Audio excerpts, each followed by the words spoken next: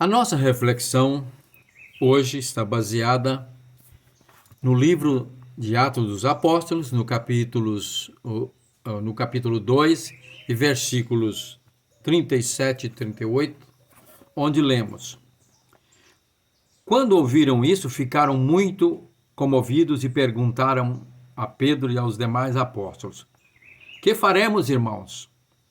Pedro respondeu: Arrependam-se e cada um de vocês sejam batizados em nome de Jesus Cristo para a remissão dos seus pecados e recebereis o dom do Espírito Santo. A nossa reflexão, portanto, trata do perdão e da graça de Deus, que não existe perdão incondicional, nem graça incondicional. O perdão e a graça de Deus são condicionais. Isto é, o perdão só ocorre quando há um verdadeiro arrependimento e pedido de perdão por parte do ofensor, do pecador. E a graça só é manifestada a nós, ao pecador, quando ele arrepende e pede perdão. Agora vejamos dois aspectos do perdão: o perdão suplicado e o perdão unilateral. O perdão suplicado é quando o pecador, o ofensor, reconhece, tem consciência que pecou, que agiu errado, se arrepende e pede perdão, no caso para Deus e para o próximo. Aí então há o perdão, a manifestação do perdão. Deus perdoa e não leva em conta nesse momento, nesse ato, a ofensa. Ele anula a culpa e suspende a punição, o castigo. Muito bem.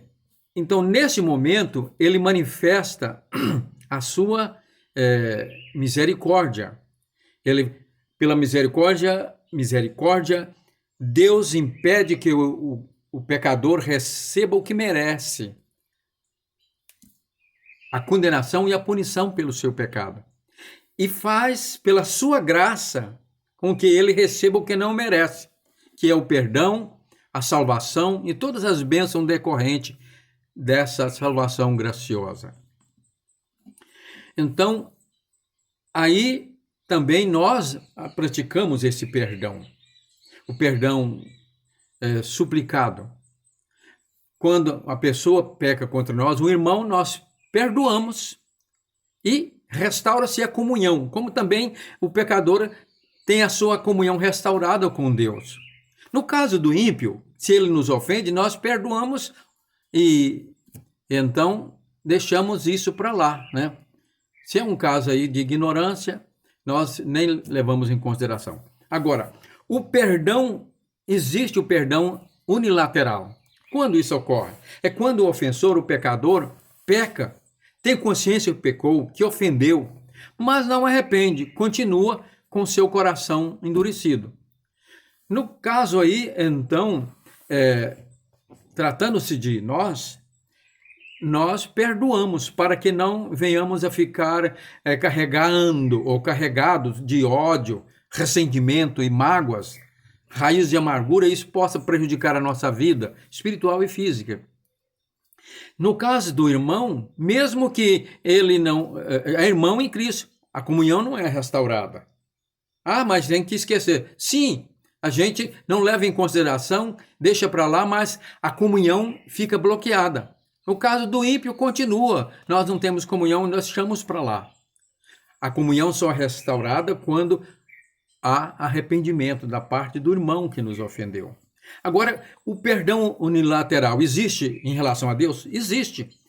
Paulo, discursando lá em Atenas, no Areópago, ali falando sobre o Evangelho, ele disse que Deus não leva em conta o tempo da ignorância, mas espera que todos os seres humanos se arrependam. Então, quando a pessoa peca por ignorância, esse pecado Deus nem considera. Perdoa, considera unilateralmente. Nós também nem consideramos. Agora, quando o pecador peca e não arrepende, e Deus não pune, e aquilo fica parecendo que Deus não nem considerou, Deus perdoou, não.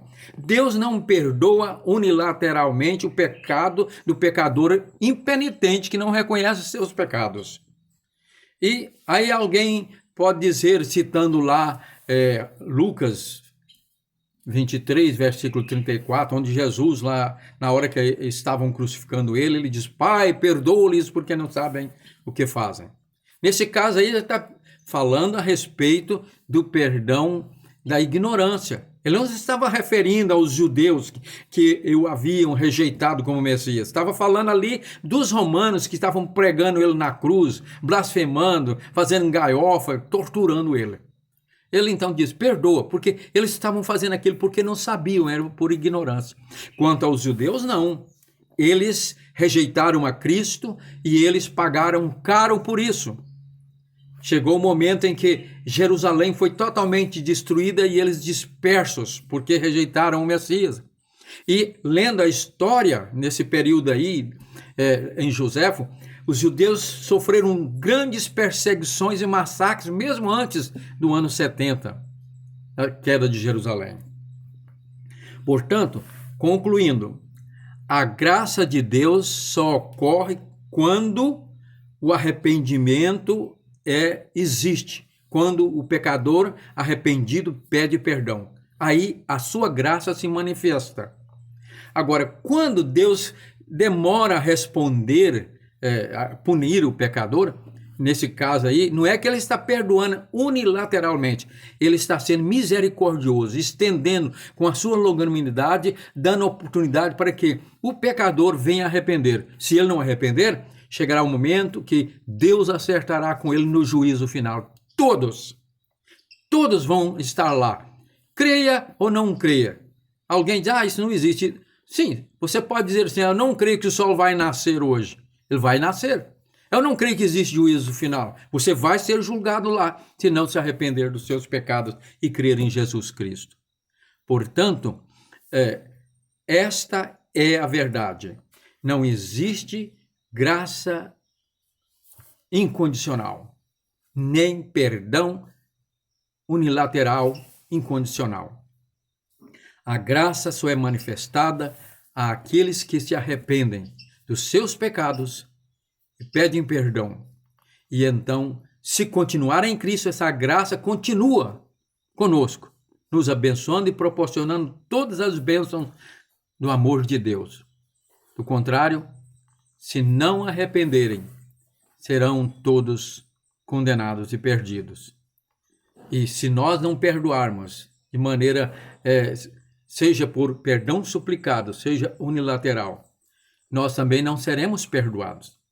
E além de sofrermos problemas psíquicos, emocionais e de saúde física. Que Deus nos abençoe, possamos cumprir o que Paulo disse. Não retribua o mal por mal, mas retribua o mal com o bem. Fazendo isso, nós estamos agindo de acordo com a atitude do perdão. E aí a graça de Deus estará conosco também.